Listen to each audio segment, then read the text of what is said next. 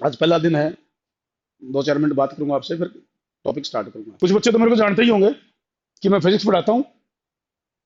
मेरा नाम तो पता ही होगा कुछ को, सबको तो नहीं, बता देता हूँ।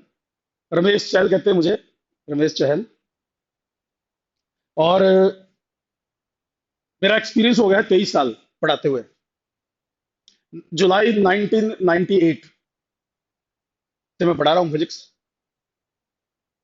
तो इस जुलाई में 23 साल हो जाएंगे।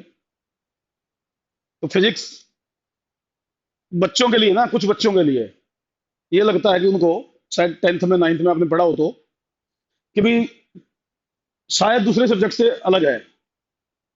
कुछ नहीं अलग है, सब सब्जेक्ट बराबर होते हैं। बस आपको पढ़ने का तरीका पता होना चाहिए, क्या पढ़ना है, कैसे पढ़ना है, वो हमें पता होना चाहिए।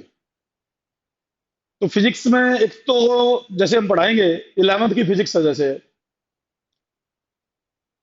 इसमें आपकी जो रिक्वायरमेंट होगी ना, वो ये होगी कि आप मैक्सिमम चीजों को लिख के देखो। जैसे आप आज क्लास में आए, आज तो स्टार्टिंग का फर्स्ट डे है, कम पढ़ाया जाएगा, लिखने वाली भी चीजें शायद कम हो।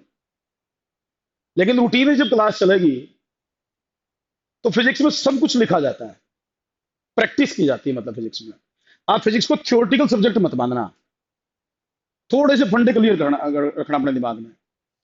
फिजिक्स में अगर आपने आईआईटी पीएमटी में जाना है या बोर्ड्स में, अबव 95% जाना है, अबव 95% बोर्ड्स में भी, तो आपको मैक्सिमम चीजें लिख के देखनी पड़ेंगी, प्रैक्टिस बार बार करनी पड़ेगी, न्यूमेरिकल्स निकाल निकाल के देखने पड़ेंगे। मेन चीज होती है फिजिक्स में न्यूमेरिकल्स। थ्योरी कई बच्चों को ऐसा लगेगा समझ में आ भी जाएगी, आसानी है, मुश्किल तो है नहीं, सब्जेक्ट बिल्कुल इजी सब्जेक्ट है। मैं तो ये कहता हूँ फिजिक्स सब सब्जेक्ट्स में सबसे आसान है, बशर्ते उसको हम सही तरह पढ़े। एक तो क्लास मिस नहीं करनी, सबसे पहला रिक्वायरमेंट है कंटिन्यूटी। दूसरी रिक्वायरमेंट है रोज का काम हर रोज करना। आज जैसे क्लास लगाई, जितना भी टीचर ने करवाया, जो भी आपको असाइनमेंट मिला,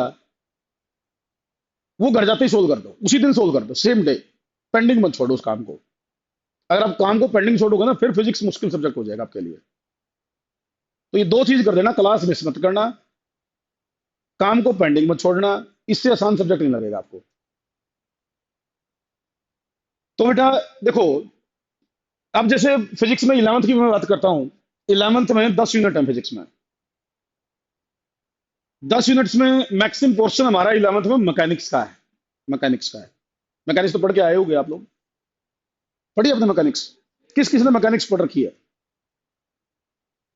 बाकी ने मैकेनिक्स नहीं पढ़ रखी? आपने पढ़ रखी है, आपको उसका नाम नहीं पता। पढ़ रखी है, नीचे कर, सबने पढ़ रखी है। आपने ये क्वेश्चन पढ़ी है, V = U + AT, सबने पढ़ी ना? अरे भैया ये मैकेनिक्स का ही पार्ट है। आपने मोशन वाला चैप्टर पढ़ा है, वो मैकेनिक्स का ही पार्ट है। अब ये मैंने क्वेश्चन इसलिए पूछा था, मुझे पता था जो हमारे पास नहीं पढ़ा होगा ना बच्चा 10th में या 9th 10th में, उसको ये पता ही नहीं होता कि आपने जो मोशन का चैप्टर पढ़ा है, इस चैप्टर का एक्चुअल नाम क्या है। और यहीं से प्रॉब्लम क्रिएट होती है। इसका मतलब ये होगा कि छोटी सी चीज पूछी मैंने आपसे, और यहीं से आपको ये आइडिया गया कि आपने पढ़ तो लिया, लेकिन आपको पता ही नहीं पढ़ा क्या है। अगर आप चीजों को सिस्टमेटिकली स्टडी करें, कॉन्सेप्टली स्टडी करेंगे ना, तो इससे आसान, मैंने कहा ना फिजिक्स से आसान टॉपिक ही नहीं। आपको टीचर ने बताया ही नहीं कि आपने ये जो पढ़ा मोशन वाला चैप्टर, इसी को तो मैकेनिक्स कहते हैं। मैकेनिक्स क्या है? स्टडी अबाउट मोशन, मोशन और मोशन से रिलेटेड कॉन्सेप्ट पढ़ना, उसी को मैकेनिक्स कहते हैं। ऐसी बहुत सारी चीजें हैं। आपने ऑप्टिक्स तो पढ़ी होगी, ऑप्टिक्स। ऑप्टिक्स क्या है? लाइट के बारे में पढ़ना। तो मैं ये नाम इसलिए ले रहा हूं, थोड़ा सा ना को दिमाग क्लियर करने के लिए भी, क्या क्या पढ़ना हमने आगे चल के, फिजिक्स में क्या क्या होता है।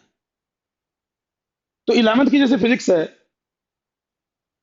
इसमें 10 यूनिट मैंने बताई। शुरू का जो पोर्शन है 5-6 यूनिटों का, वो है मैकेनिक्स का पोर्शन। जो 9th में आपने फिजिक्स पढ़ी ना, उसी को थोड़ा सा ज्यादा एक्सप्लेन करके पढ़ना है। मोशन वाले चैप्टर पढ़े आपने, फोर्स वाला चैप्टर पढ़ा, वर्क एनर्जी पावर पढ़ा, साउंड पढ़ा, ये पढ़ रखी होंगी चीजें, वही चीजें दोबारा आएंगी, लेकिन थोड़ी डिटेल में आएंगी। उसके बाद कुछ पढ़ेंगे हम आगे चल के लिक्विड्स के बारे में। लिक्विड्स में हाइड्रोस्टैटिक्स, हाइड्रोडायनेमिक्स पढ़ेंगे आप, हाइड्रोस्टैटिक्स और हाइड्रोडायनेमिक्स। उसके बाद आप पढ़ेंगे हीट और टेम्परेचर के बारे में, जिसको हम थर्मोडायनेमिक्स कह देते हैं। थर्मोडायनेमिक्स, टेम्परेचर हीट के बारे में पढ़ना। फिर लास्ट चैप्टर आएगा वेव्स एंड ऑसिलेशन का। वेव्स का भी नाम जरूर सुना होगा आपने 9th क्लास में। Transverse wave, longitudinal wave, oscillation, vibratory motion, oscillatory motion पढ़ रखा होगा ये। वही चीजें दोबारा डिटेल में आएंगी। तो ये सब कुछ हम पढ़ने वाले हैं इस पूरे साल में। मैकेनिक्स पढ़ेंगे, लिक्विड्स के बारे में हाइड्रोस्टैटिक्स, हाइड्रोडायनेमिक्स, भाई थर्मोडायनेमिक्स पढ़ेंगे, टेम्परेचर हीट के बारे में, वेव्स एंड ऑसिलेशन पढ़ेंगे।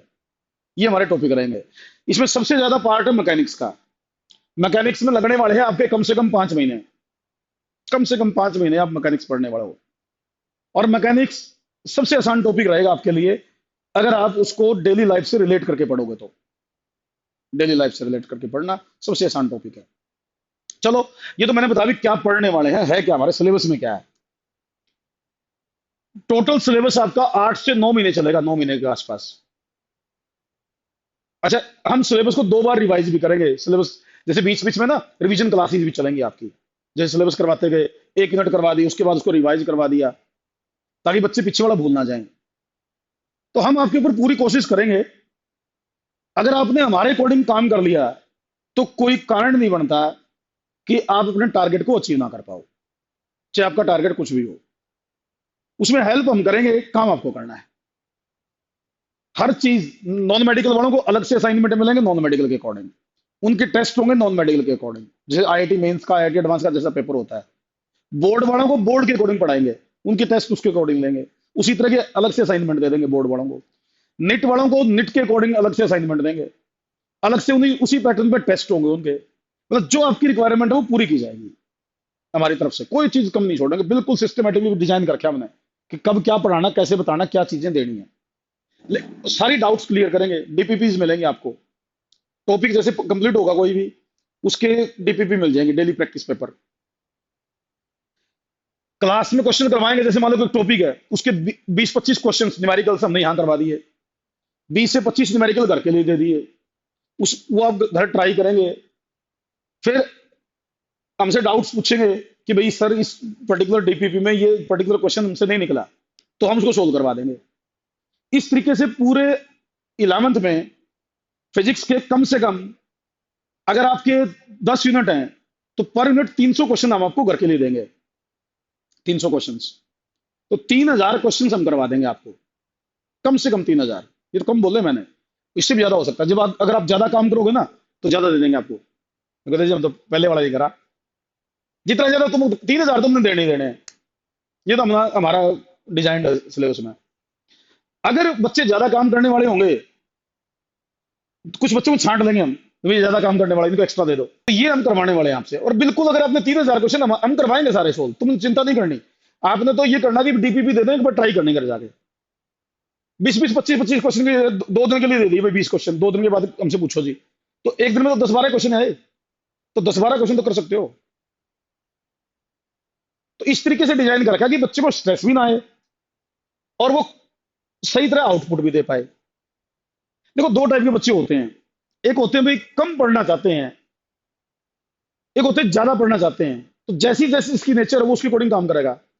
लेकिन एक होती है मिनिमम रिक्वायरमेंट, वो सबको पूरी करनी होती है,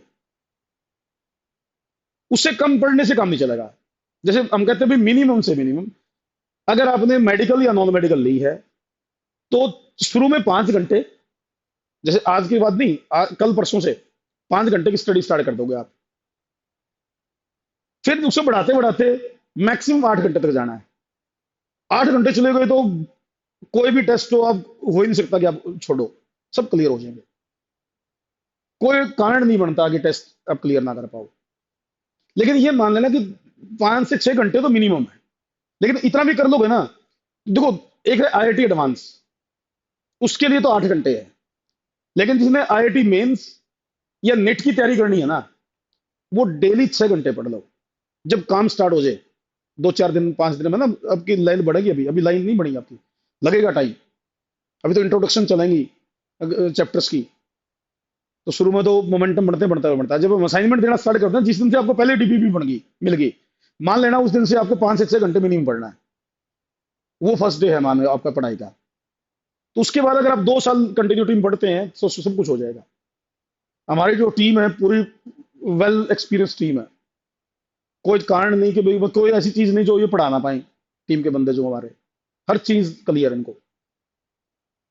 बेस्ट टीम है, बेस्ट मतलब आपको मिलेगा इंजीन में। अब हम आज की क्लास स्टार्ट करते हैं। आज की क्लास में जैसे शुरू में तो इंट्रोडक्शन है फिजिक्स की ही, फिजिक्स के बारे में पढ़ते हैं हम। पहला क्वेश्चन तो यही राइज होता है कि भाई व्हाट इज फिजिक्स, फिजिक्स क्या है। सबसे पहले तो यही पूछेंगे आपसे। मैंने कहा था देखो सिस्टमेटिकली पढ़ना, अपने आप को बिल्ड करना। बेस स्ट्रोंग होगा तो आगे दिक्कत नहीं आती, बेस वीक रहेगा तो आगे दिक्कत आ जाएगी। बेस को स्ट्रोंग रखना होता है, उसके लिए कंसेप्ट सीखने हैं आपने। हम कई बच्चे क्या करते हैं, चीजों को याद करके पढ़ते हैं। याद नहीं, समझना है पहला काम। पहले अंडरस्टैंडिंग फिर याद करना। याद करते प्रैक्टिस के साथ, तो धीरे धीरे आपका वो बनेगा सिस्टम उसका। तो जैसे सबसे पहले आपने फिजिक्स पढ़नी है तो आपको ये आपसे पूछेगा भी फिजिक्स होती क्या है, व्हाट इज फिजिक्स। कोई बच्चा डिफाइन कर सकता है व्हाट इज फिजिक्स, फिजिक्स है क्या। अच्छा देखो कई बार ना हम बहुत भारी भरकम वर्ड यूज करने जरूरी नहीं है फिजिक्स में। आपको बिल्कुल सिंपल लैंग्वेज में चीजें दिमाग में बैठानी है। कई आता है ना बुक टू बुक याद कर लेंगे आप। अगर हम बुक टू बुक याद कर लेंगे ना तो बड़ी दिक्कत आएगी। आप अपनी लैंग्वेज में अंडरस्टैंडिंग डेवलप करो। रट्टा नहीं मारना हमारी क्लास में, बिल्कुल स्ट्रेस फ्री रहो। और जो आप जिस लैंग्वेज में आपके नोट्स बनाने हैं आपने, लेकिन सही। जैसे कई बच्चे लिखते नहीं है, लिखना अगर क्लास में नहीं लिखोगे ना तो फिर दिक्कत आएगी। और लिखना जरूरी नहीं कि इंग्लिश में लिखना है। अगर आपको लिखा हुआ हिंदी में समझ में आता है मीनिंग तो हिंदी में लिखो, इंग्लिश में समझ में आता है इंग्लिश में लिखो, कोई पंजाबी जानता पंजाबी में लिखो, लेकिन अंडरस्टैंडिंग सही होनी चाहिए।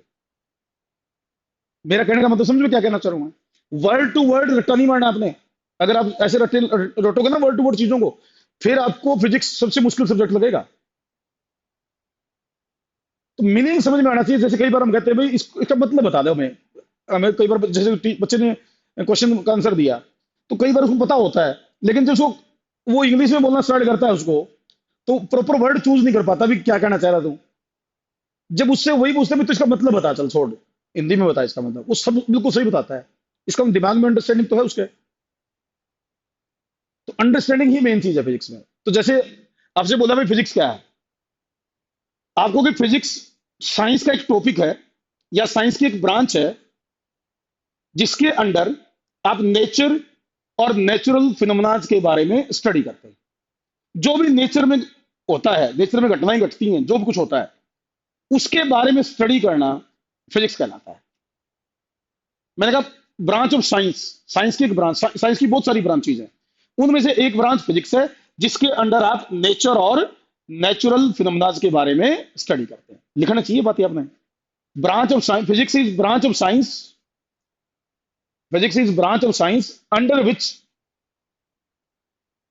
We study about nature and natural phenomena. Physics is branch of science under which we study about nature and natural phenomena.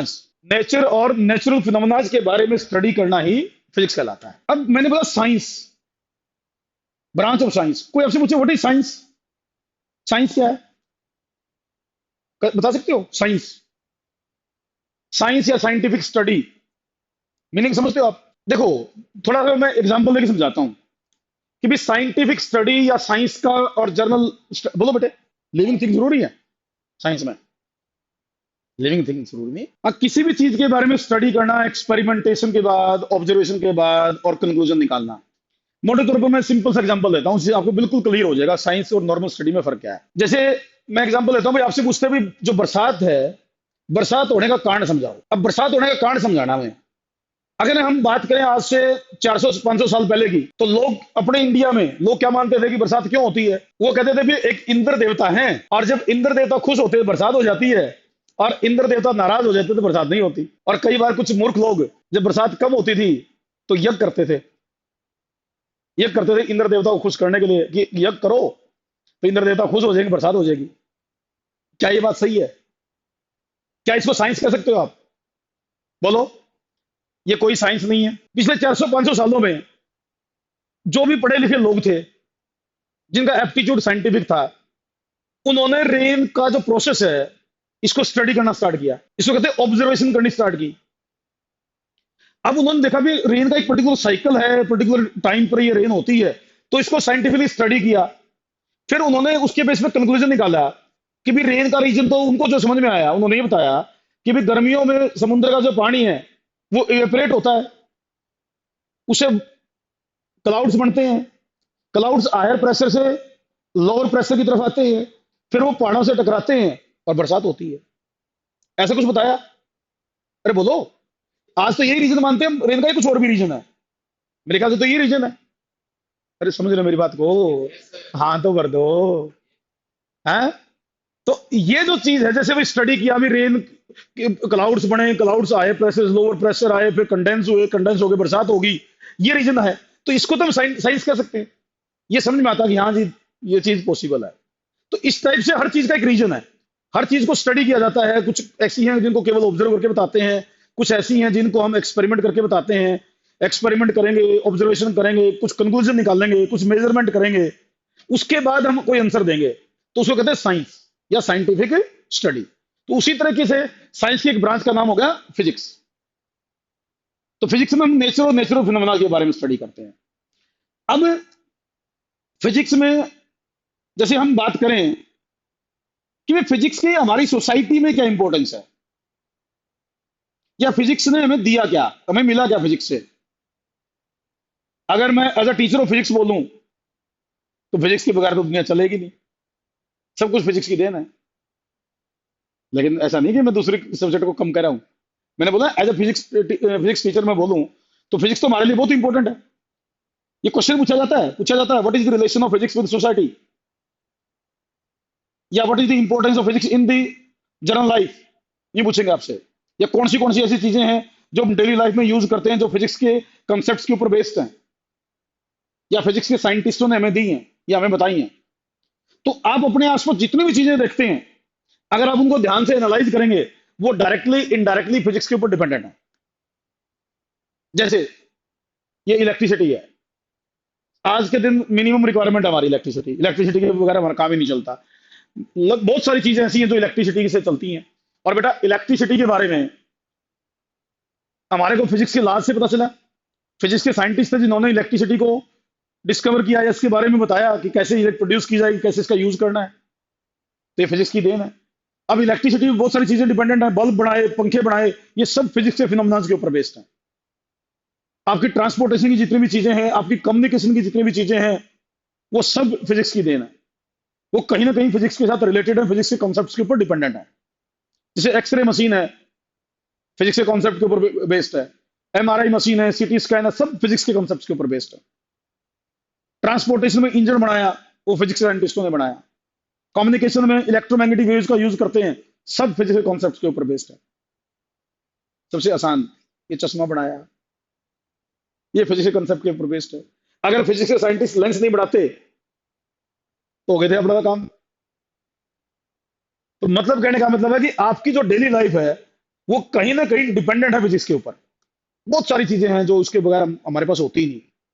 अगर फिजिक्स में डेवलपमेंट नहीं होती, तो हमारी लिविंग स्टैंडर्ड में डेवलपमेंट नहीं होती। आज से 300-400 साल पहले कोई हमारे पास कम्युनिकेशन का सिस्टम नहीं था। वो थे तो बहुत स्लो सिस्टम थे, ट्रांसपोर्टेशन के सिस्टम नहीं थे। वो सारे के सारे डेवलप तभी हुए जब हमने फिजिक्स में डेवलपमेंट की। नई नई फिनोमेना का पता चला, नए नए लॉज फिजिक्स में आए, साइंटिस्ट ने नई नई चीजें डिजाइन की, तो आज हमारी लाइफ ऐसी हो पाई। तो ये इंपॉर्टेंस इस तरीके से कुछ एग्जांपल देके समझाई जा सकती है। आपसे कोई पूछे फिजिक्स के कुछ इंपॉर्टेंस बताओ, तो ये सारे एग्जांपल दे सकते हो आप कि फिजिक्स से हमें क्या क्या मिला है। अब फिजिक्स में ये तो चलो जनरल चीज है, मैंने कहा ना इंट्रोडक्शन है ये तो। अब इसमें कुछ चीजें के बारे में पढ़ना है, जैसे इसके ऊपर क्वेश्चन पूछेंगे। अब फिजिक्स में कुछ होती है फिजिकल क्वांटिटीज, कुछ फिजिकल क्वांटिटीज। फिजिकल क्वांटिटी क्या होती है? फिजिकल क्वांटिटीज, मैं कुछ एग्जांपल लेता हूं फिजिकल क्वांटिटी के। जैसे mass, length, time, speed, acceleration, force, work, power, pressure, इस तरह के बहुत सारे नाम आपने सुने होंगे। सुन रखे ये सारे नाम? अरे बोलो बेटा। तो ये जो मैंने नाम लिखे हैं ये कुछ फिजिकल क्वांटिटीज के नाम हैं। ये सारी क्वांटिटीज हैं जो फिजिक्स में यूज होती हैं और इनकी टर्म्स में फिजिक्स का कोई ना कोई लॉ डिफाइन किया होता है। तो फिजिकल क्वांटिटी का मतलब होता है वो क्वांटिटी जो फिजिक्स में यूज होती हो और जिसकी टर्म्स में फिजिक्स का कोई ना कोई लॉ डिफाइन किया हो, उस क्वांटिटी को कहते हैं फिजिकल क्वांटिटी। ऐसी क्वांटिटी जिसको मेजर भी करना पड़ता है, जो फिजिक्स में यूज भी होती है और जिसकी टर्म्स में फिजिक्स का कोई ना कोई लॉ भी डिफाइन होगा, तो उस टाइप की क्वांटिटीज को बोलते हैं फिजिकल क्वांटिटीज। अरे बोलो बेटा। तो फिजिकल क्वांटिटीज कौन सी होती हैं? तो फिजिक्स में मोटे तौर पर समझने के लिए बोलूं तो जो फिजिक्स में यूज हो, और उनके कुछ नाम मैंने लिख दिए। ऐसी इतनी ही फिजिकल क्वांटिटी नहीं है, सैकड़ों फिजिकल क्वांटिटी है, सैकड़ों। तो अब धीरे धीरे आपके सामने आती रहेंगी, उनका पता चलता है। कुछ आपने पढ़ रखी है पहले, कुछ के नाम सुन रखे हैं, कुछ के अब नहीं सुनोगे आप। तो ये तो फिजिकल क्वांटिटी मतलब जिसकी टर्म्स में फिजिक्स का कोई ना कोई लॉ डिफाइन कर रखा हो, that quantity is called physical quantity. अब फिजिकल क्वांटिटी जो होती है ना, इसको मेजर करना पड़ता है। फिजिकल क्वांटिटी के मेजरमेंट की हमें जरूरत पड़ेगी। मेजरमेंट जब तक नहीं करेंगे उस फिजिकल क्वांटिटी का यूज नहीं कर पाएंगे हम। और मेजरमेंट करने का जो तरीका है ना, वो है आपका बेसिकली कंपैरिजन प्रोसेस। वो क्या है कि कंपैरिजन प्रोसेस है। मेजर करने के लिए हम फिजिकल क्वांटिटी को किसी न किसी एक स्टैंडर्ड के साथ कंपेयर करते हैं, और जिस स्टैंडर्ड के साथ आप किसी क्वांटिटी को कंपेयर करके उसको मेजर करते हैं, उस क्वांटिटी को उस चीज को बोलते हैं यूनिट। आपसे ये पूछा जाता है what is the meaning of unit. जैसे सुनो, मैं एग्जांपल देता हूं। डिस्टेंस की यूनिट क्या है? मीटर। मास की यूनिट क्या है? किलोग्राम। ऐसे बहुत सारी फिजिकल क्वांटिटी हैं जिनकी अपने अपने यूनिट है। तो आपसे पूछते हैं यूनिट होती क्या है? What is the meaning of unit. बेटा यूनिट का मतलब है एक ऐसा स्टैंडर्ड जिसके साथ आप गिवन फिजिकल क्वांटिटी को कंपेयर करके मेजर करते हैं। कोई भी स्टैंडर्ड जिसके साथ आप फिजिकल क्वांटिटी को कंपेयर करते हैं और उसको मेजर करते हैं, उस स्टैंडर्ड को यूनिट कहते हैं। मैं आसान लैंग्वेज में समझाता हूं, सुनो, बिल्कुल इजी लैंग्वेज में। देखो इसका एक और मीनिंग समझो इसका। जैसे मान लीजिए एक लाइन है ए बी, आपको इस लाइन ए बी को मेजर करना है, इसकी लंबाई बतानी है।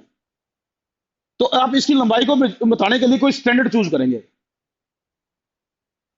मान लीजिए मैंने स्टैंडर्ड के तौर पर मीटर स्केल ले ली, मीटर स्केल। तो मैं क्या करूंगा, एक मीटर स्केल लेके इसके साइड में रखूंगा यूं। मान लीजिए मीटर स्केल जैसे मैंने यहां रखी, तो एक बार मीटर स्केल आई तो निशान लगा लिया, फिर मीटर स्केल को उठा के दोबारा रखूंगा, यहां तक आई, फिर दूसरा निशान लगा लिया। ऐसी फिर मैंने उठा के रखी, यहां तक आ गई, निशान लगा लिया। मान लो ये मीटर स्केल इस ए बी लाइन पर 3 बार मुझे रिपीट करनी पड़ेगी। मान लीजिए मैंने मीटर स्केल को 3 बार रिपीट किया, तो मेरी ए बी की लंबाई होगी 3 मीटर। ए बी की लंबाई कितनी होगी? 3 मीटर। ये तो जो ये मीटर स्केल है ना, ये मेरा स्टैंडर्ड है। मैंने इस स्टैंडर्ड के साथ ए बी की लंबाई को कंपेयर किया, और ये ए बी के अंदर मेरी मीटर स्केल 3 बार रिपीट होगी, और 3 बार रिपीट होगी तो मैंने कह दिया अभी ए बी की लेंथ है 3 मीटर, ए बी की लंबाई 3 मीटर है। तो ये जो मीटर स्केल है ये मेरा स्टैंडर्ड है जिसके साथ कंपेयर करके मैं मेजरमेंट कर रहा हूं। तो ये स्टैंडर्ड जो आप किसी चीज को कंपेयर करके जिसके साथ कंपेयर करके आप मेजरमेंट करते हैं, उसी स्टैंडर्ड को यूनिट कहते हैं। That is called unit. तो यूनिट वो स्टैंडर्ड है जिसके साथ किसी क्वांटिटी को कंपेयर करके मेजर किया जाता है। That standard used to measure the unit, measure the quantity is called unit. उसको यूनिट बोल दिया। इस एग्जांपल में मीटर जो है वो यूनिट है, मीटर इज अ यूनिट। अच्छा, जब भी किसी क्वांटिटी को लिखोगे और उसका मेजरमेंट लिखोगे आप, तो उसकी न्यूमेरिकल वैल्यू और यूनिट दोनों की अपनी इंपॉर्टेंस है, दोनों लिखने चाहिए हमें, यूनिट भी और न्यूमेरिकल वैल्यू भी। जैसे 3 इसकी न्यूमेरिकल वैल्यू है, मीटर इसकी यूनिट है। अच्छा, यूनिट एक ही चीज की कई सारी हो सकती हैं। जैसे मैंने मीटर लिखा, इसकी सेंटीमीटर भी तो हो सकती है। अगर मैं सेंटीमीटर लिखूं तो क्या आएगा आंसर? 300 सेंटीमीटर।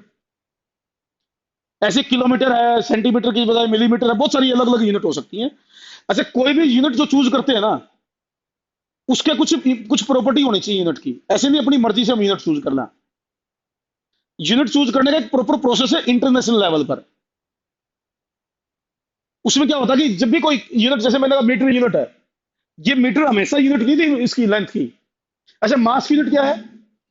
किलोग्राम है, लेकिन किलोग्राम हमेशा यूनिट नहीं थी मास की। यूनिट को चूज करने के लिए पूरी कॉन्फ्रेंस होती है इंटरनेशनल लेवल पर, और बहुत सारे साइंटिस्ट बैठ के यूनिट चूज करते हैं। कोई भी यूनिट जब चूज की जाती है, किसी भी क्वांटिटी की स्टैंडर्ड यूनिट बनाई जाती है ना, तो उसमें कुछ चीजों का ध्यान दिया जाता है। जैसे एक तो ये ध्यान दिया जाता है कि जो यूनिट आप चूज करोगे ना, वो ना तो बहुत बड़ी होनी चाहिए, ना बहुत छोटी होनी चाहिए। यूनिट का साइज बहुत बड़ा या बहुत छोटा ना हो, वो इजिली यूजेबल हो। दूसरा, जो यूनिट हम चूज करेंगे किसी भी फिजिकल क्वांटिटी की, वो ऐसी होनी जो जो इंटरनेशनल लेवल पर एक्सेप्ट की जा सके, जिसको सब माने। जैसे मीटर है, हमने अपनी तरफ से चूज नहीं कर रखी, पूरे इंटरनेशनल लेवल पर मीटर यूनिट है। इससे पहले और थी कुछ। किलोग्राम है, किलोग्राम इंटरनेशनल लेवल पर एक्सेप्ट की कि तब हमने ये यूनिट बनाई है, ये तब इसका यूज करना स्टार्ट किया। तो यूनिट चूज करते वक्त कुछ बातों को ध्यान दिया जाता है। यूनिट इजिली कन्वर्टेबल भी होनी चाहिए, साइज भी यूनिट का अप्रोप्रिएट होना चाहिए, यूजेबल होना चाहिए, और इंटरनेशनल लेवल पर एक्सेप्ट भी की जानी चाहिए, तब यूनिट डिसाइड होती है।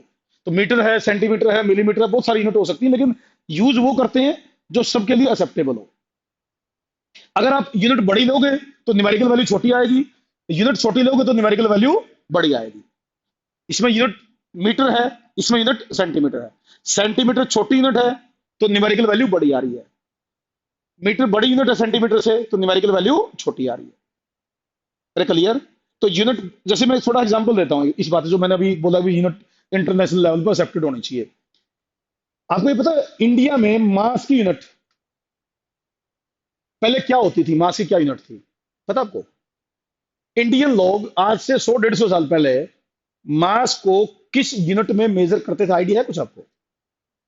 नहीं होगा मेरे ख्याल से, किसी को नहीं आइडिया होगा। मैं बताता हूँ। बल्कि 100-150 साल भी पहले का, आजादी से पहले इंडिया में मास की यूनिट शेर थी। शेर, नाम सुना आपने? शेर, जंगल वाला शेर नहीं, कहीं जंगल वाला शेर बोलो जी, बब्बर शेर आ गया। शेर मास की यूनिट का नाम है।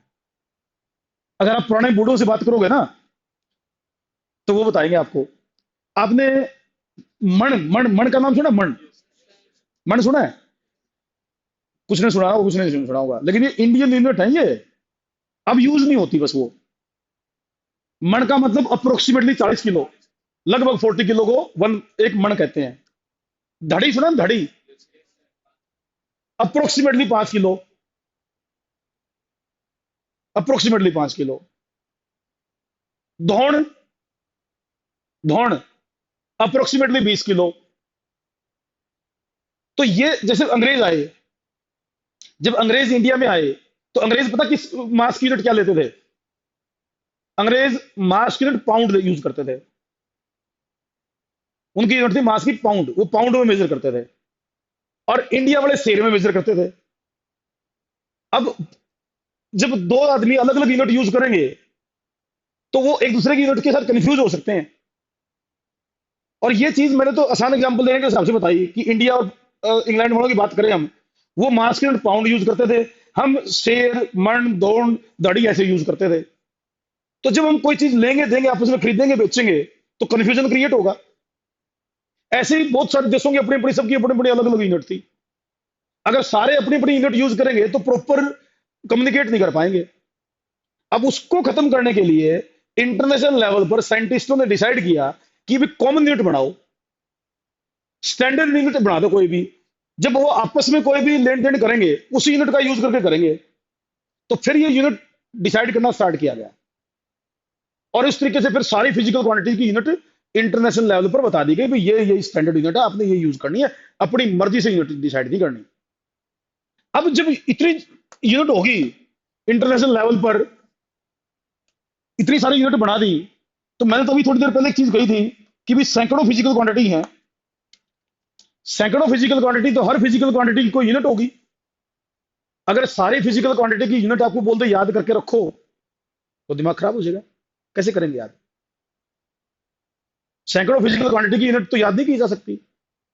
अब यूनिट जरूरी भी है, सारी यूनिट कोई याद भी नहीं रख सकता, तो उसको स्टडी करने का एक तरीका बनाया गया है, एक वे आउट निकाला गया कि ताकि ये प्रॉब्लम भाई सारी यूनिट हमें याद भी ना करना पड़े और जब यूनिट की जरूरत हो हम उसका यूज भी कर ले। तो उसके लिए क्या किया गया, रैंडमली सारी फिजिकल क्वांटिटीज को ना दो कैटेगरी में डिवाइड कर दिया इस यूनिट वाली प्रॉब्लम को सोल्व करने के लिए।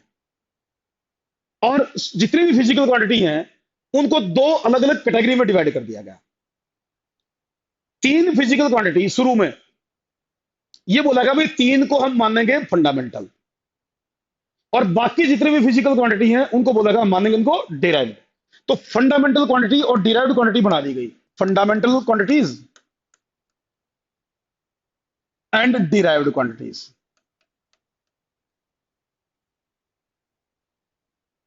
कोई क्राइस्ट प्लाजा स्कूल का बच्चा तो नहीं बैठा, क्राइस्ट प्लाजा का तो नहीं बैठा होगा ना, क्योंकि उन्होंने ही पढ़ रखा होता है नाइन्थ में, उनके सिलेबस में।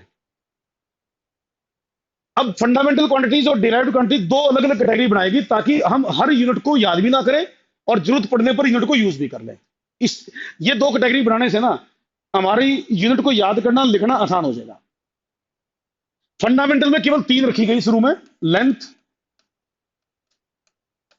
मास और टाइम। ये तीन क्वांटिटी फंडामेंटल के अंदर रखी गई और आर्बिट्रेरीली कोई कारण नहीं, सिंपल बस तीन को चूज कर लेते हैं जी। उसके बाद जितनी भी क्वांटिटीज हैं उनको बोलेगा डिराइव्ड, जैसे स्पीड, वेलोसिटी, एक्सलरेशन, भाई फोर्स, वर्क, जितने भी हम नाम याद कर सकते हैं इन तीन के अलावा, एनर्जी, पावर, ये सब आपकी डिराइव्ड क्वांटिटीज में रखी गई। तो फंडामेंटल और डिराइव्ड क्वांटिटीज जब हमने डिसाइड कर ली तो अब फायदा पता क्या होता है, फायदा यह है कि ये जो तीन क्वांटिटीज है ना, अगर हम इन तीन की यूनिट याद कर लें तो बाकी सबकी यूनिट निकाली जा सकती है, सबके फार्मूले निकाले जा सकते हैं, हमें याद केवल तीन करनी पड़ेंगी। तो जैसे लेंथ है, लेंथ की यूनिट मैं मीटर बोल देता हूं, जरूरी नहीं मीटर और भी आएंगी, अभी मैं मीटर एज एग्जांपल के तौर पे यूज कर रहा हूं। मास की यूनिट किलोग्राम, टाइम की यूनिट सेकंड। अगर मुझे तीन यूनिट याद हैं तो किसी भी क्वांटिटी की मुझे यूनिट निकालने के लिए बोलेगा मैं सारी यूनिट निकाल दूंगा, तो मुझे बाकी याद हो चाहे ना हो लेकिन निकालना जरूर सीख जाऊंगा मैं। तो इससे फायदा यह होगा तीन फंडामेंटल की याद कर लेंगे, बाकियों की यूनिट हम डिराइव करके निकाल लेंगे, तो इससे सारी यूनिट याद भी नहीं करनी और जरूरत पड़ने पर यूज भी की जा सकती है। तो आपसे पूछते हैं फंडामेंटल क्वांटिटीज कौन सी होती हैं, आप कहते हैं फंडामेंटल क्वांटिटी सबसे बेसिक क्वांटिटी है जिनकी हेल्प से आप बाकी दूसरी क्वांटिटीज के फार्मूले को डिराइव कर सकते हो। फंडामेंटल क्वांटिटी वो बेसिक क्वांटिटीज हैं जिनका यूज करके आप किसी भी दूसरी क्वांटिटी का फार्मूला डिराइव कर सकते हो। इनका यूज करके आप कोई भी दूसरी क्वांटिटी का फार्मूला, इन तीन के अलावा जो भी होंगी, अगर आप उनका फार्मूला डिराइव करना चाहते हो तो इन तीन का यूज करके आप वो डेरिवेशन कर सकते हो। तो ये सबसे बेसिक क्वांटिटी है और इनके यूज का, इनके हेल्प से हम किसी भी दूसरी क्वांटिटी का फार्मूला डिराइव कर सकते हैं। तो ऐसी क्वांटिटीज को बोलेगा फंडामेंटल क्वांटिटीज, और इनकी जो यूनिट है उनको बोलेगा फंडामेंटल यूनिट्स। और इसके अलावा जो भी क्वांटिटीज हैं उन सबको बोलेगा डिराइव्ड क्वांटिटीज। तो आपसे पूछे what are derived quantities, derived quantities कौन सी हैं, वो क्वांटिटी जो फंडामेंटल की हेल्प से डिराइव की जा सके। डिराइव करना समझते हो आप, डिराइव करना एक चीज का यूज करके कोई दूसरी चीज का फार्मूला बनाना, उसको कहते हैं डेरिवेशन करना या डिराइव करना। तो डिराइव्ड क्वांटिटीज वो होती है जो फंडामेंटल की हेल्प से डिराइव की जा सकती है, जिनके फार्मूले हम फंडामेंटल क्वांटिटी का यूज करके निकाल सकते हैं, उन क्वांटिटीज को बोलते हैं डिराइव्ड क्वांटिटीज। और इनकी जितने भी यूनिट होंगी उनको बोलेंगे डिराइव्ड यूनिट। इनकी यूनिट को फंडामेंटल यूनिट बोलेंगे और इनकी यूनिट को डिराइव्ड यूनिट बोलेंगे। अब एक और बात है, जैसे मैंने कहा तीन क्वांटिटीज फंडामेंटल है, फंडामेंटल दोबारा मुझे बताओ फंडामेंटल क्वांटिटी कौन सी होती है, वो बेसिक क्वांटिटी जिनकी हेल्प से आप सारी किसी भी दूसरी क्वांटिटी का फार्मूला डिराइव कर सकते हो, उन क्वांटिटीज को बोलते हैं फंडामेंटल। अब मैं आपसे बोलूं कि भी तीन फंडामेंटल हैं, लेंथ, मास, टाइम, आप इन क्वांटिटीज का यूज करके करंट का फार्मूला डिराइव करो, करंट का फार्मूला। तो नहीं कर पाओगे, नहीं कर पाओगे। मैं आपसे बोलूं तो इन तीन क्वांटिटी का यूज करके मैग्नेटिक फील्ड का फॉर्मूला डिराइव करो, आप नहीं कर पाओगे। अब आप कहोगे जी आप तो अभी करे तो सारे डिराइव कर सकते हो, और आप ही एग्जांपल दे रहे हो कि नहीं कर पाओगे। उसका कारण ये है कि शुरू में जब साइंटिस्टों ने डिसाइड किया तो उस टाइम साइंस में डेवलपमेंट कम थी। साइंस में धीरे धीरे डेवलपमेंट होती है। तो शुरू में जब साइंस का मतलब फिजिक्स का मतलब लोग मैकेनिक्स को ही मानते थे, मैकेनिक्स में जो पढ़ रहे हो वही साइंस है, वही फिजिक्स है बस। तो ये जो तीन फंडामेंटल क्वांटिटीज है ना, ये हमारी मैकेनिक्स की ही प्रॉब्लम सोल्व कर पाती है। अगर हम मैकेनिक्स के अलावा इन तीन से किसी दूसरी फिजिक्स की ब्रांच जैसे करंट इलेक्ट्रिसिटी, मैग्नेटिज्म, थर्मोडायनेमिक्स, अगर उनकी यूनिट डिराइव करना चाहें तो इन तीन से नहीं काम चलता हमारा। तो ये जो तीन फंडामेंटल और बाकी डिराइव्ड, ये केवल मैकेनिक्स में ही एप्लीकेबल होता है। ये पॉइंट नोट करना आपने, ये आपने नोट करना है, ये सारी ब्रांचेस के लिए एप्लीकेबल नहीं है। शुरू में तो ऐसा माना कि तीन को फंडामेंटल मान लो, बाकी सारे डिराइव्ड काम चल जाएगा, लेकिन धीरे धीरे पता चला भी इससे काम तो नहीं चल रहा है। तो फिर ये आइडिया आया भाई इससे तो केवल मैकेनिक्स का काम चलता है। मैकेनिक्स की जितनी भी आपकी क्वांटिटीज हैं वो सारी इन तीन से डिराइव हो सकती हैं, लेकिन करंट इलेक्ट्रिसिटी, मैग्नेटिज्म, थर्मोडायनेमिक्स, इस तरह की जो ब्रांचेज हैं फिजिक्स की, उनकी क्वांटिटी इन तीन से डिराइव नहीं होती। तो बाद में इसमें मॉडिफिकेशन भी हुआ। बाद में अब आज के दिन हम तीन नहीं मानते फंडामेंटल, आज सात मानते हैं। आज कौन सी कितनी मानते हैं? 7 मानते हैं, पहले तीन मानते थे। अब शुरू में इन तीन के हिसाब से ना सिस्टम ऑफ यूनिट भी बनाए गए। सिस्टम ऑफ यूनिट जैसे पहले तो ये याद रखेंगी फंडामेंटल और डिराइव्ड मैकेनिक्स की, पहले पहले मैकेनिक्स की याद कराएंगे आप। तो एक होता है system of units. System of units, बेटा आपसे पूछते हैं what is the meaning of system of units. System of unit का मतलब है collection of fundamental and derived units. Collection of fundamental and derived units is called system of units. Collection of fundamental and derived units is called system of units. सारी fundamental और derived unit का जो collection होगा उसको हम system of unit बोलेंगे।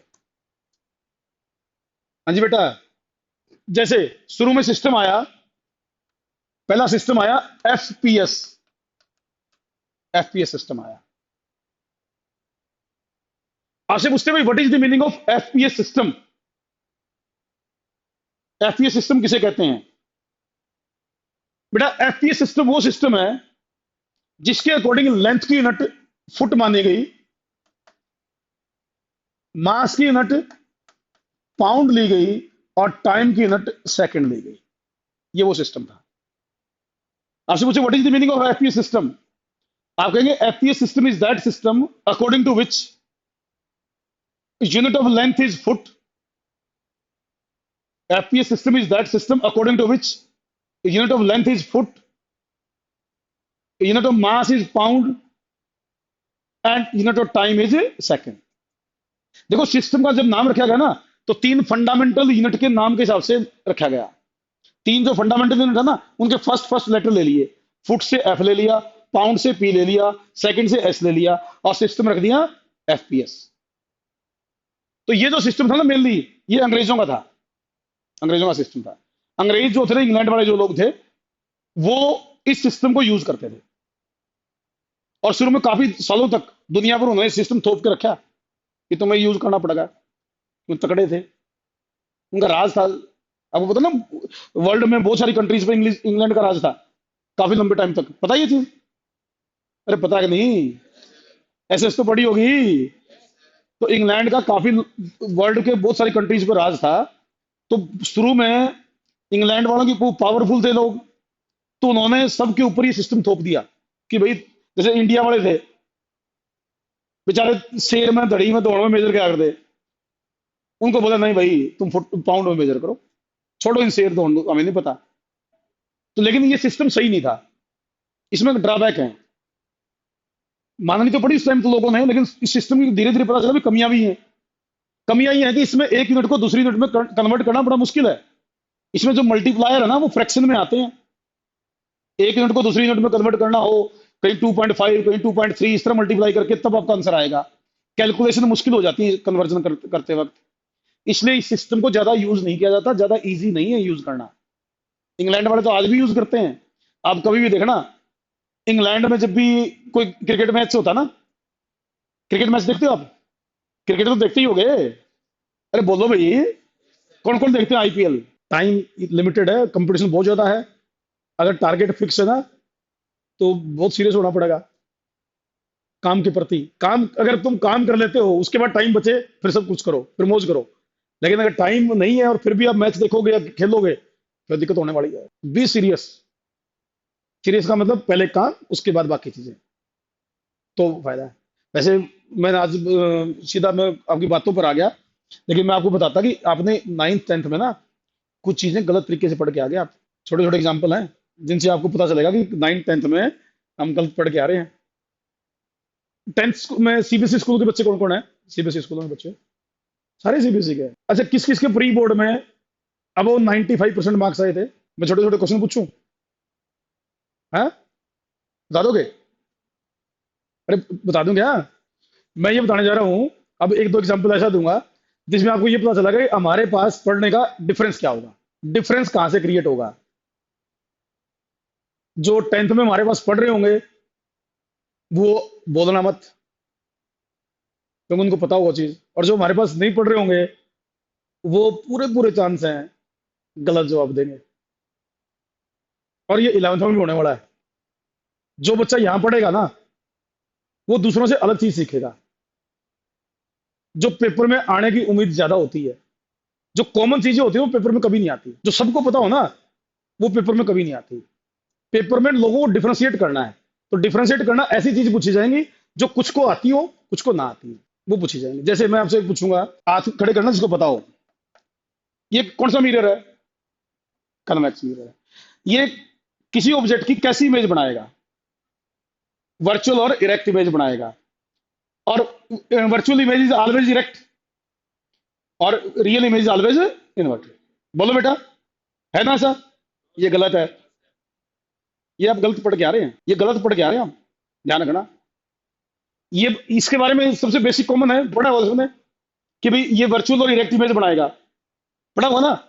मैं कह रहा हूं ये गलत है। मैं रियल इमेज बनाऊं इसकी, ये रेज आई, ये रिफ्लेक्ट होकर इधर आएगी, ये रिफ्लेक्ट होकर इधर आएगी, कट करगी। जहां रेज एक्चुअल में कट करे, कौन सी इमेज होती है? वो रियल होती है। तो ये इमेज कैसी है? रियल इमेज है। और आपने पढ़ रखी होता कि ये तो वर्चुअली बनाता, रियल बनाता ही नहीं। अब सामने आपके वर्चुअल की नहीं, रियल भी बना रहा है। छोटी सी चीज, कंसेप्ट नहीं पढ़ रखा है आपने। क्या कर रखा है? 10th में मार्क्स देने के लिए जो आपकी बुक में है ना, वो पढ़ रखा है। ऐसी बहुत सारी चीजें हैं फिजिक्स में जो कॉमन जो टीचर है ना, जो स्कूल लेवल पर पढ़ाते हैं, वो एक्सप्लेन नहीं करते। वो लिमिटेड बता के अब काम चलाते हैं। उससे क्या होता है? बोर्ड में मार्क्स आ जाएंगे आपके, लेकिन किसी भी कंपटीशन टेस्ट में जाओगे तो 100% फेल हो। अब ये जो छोटी सी चीज है, मैंने कोई बड़ी चीज नहीं आपके सामने रियल इमेज बना के दिखाई है, लेकिन आपने पढ़ रखा है तो वर्चुअल बनाता है और ये रियल है। ऐसी सैकड़ों है 10वीं में, 9वीं 10वीं में। जैसे आपने बोला कि रियल इमेज ऑलवेज इन्वर्टेड, ये गलत है। ये रियल इमेज इरेक्ट होती है। चलो, अब ये जो चीजें ना इस तरह की कई सारी ऐसे एग्जाम्पल अभी दे सकता हूं मैं आपको, जिसके बारे में आपने गलत पढ़ लिया, लेकिन भगवान ने शुक्र रखा है तुम्हारा पेपर नहीं हुआ। हाँ भाई, बोर्ड वालों ने वैसे पास कर दिए, बाई चांस ये आ जाता, फंस गए थे, फंस जाते। ये इसके बारे में गलतफहमी में, ये कौन सा मिरर है? ये कैसी इमेज बनाता है? बच्चे कहेंगे वर्चुअल एंड डायरेक्ट। ये भी रियल इमेज बना सकता है, ये भी रियल इमेज बना सकता है। बहुत सारे ऐसे एग्जाम्पल हैं। जैसे इसमें भी कुछ नहीं, पता क्या है? ये नहीं कि बहुत बड़ी बड़ी बातें नहीं पढ़ी आपने, लेकिन बहुत छोटे छोटे कंसेप्ट नहीं पढ़े। क्वेश्चन तो कर लिए, लेकिन कंसेप्ट नहीं पढ़े। इसमें देखो, ये आ गई, कट कर गई, पड़ गई, कौन सी बड़ी चीज है? तो ऐसी बहुत सारे एग्जाम्पल हम दे सकते हैं जो आपको डिफरेंशिएट करेंगे यहाँ में और बाकियों में। हाँ, हम ये नहीं कहते कोई टीचर कम है ज्यादा, लेकिन उनको पता ही नहीं कि ये चीज बतानी भी है। कईयों को पता ही नहीं होता, क्योंकि बोर्ड पढ़ाते हैं, वही प्रदीप दिनेश की बुक पढ़ते हैं, वही पढ़ाते रहते हैं। उससे तो देश नहीं आपका पेपर नहीं क्लियर होगा। पेपर क्लियर करना तो एक्स्ट्रा पढ़ना पड़ेगा, कंसेप्चुअल चीजें पढ़नी पड़ेंगी।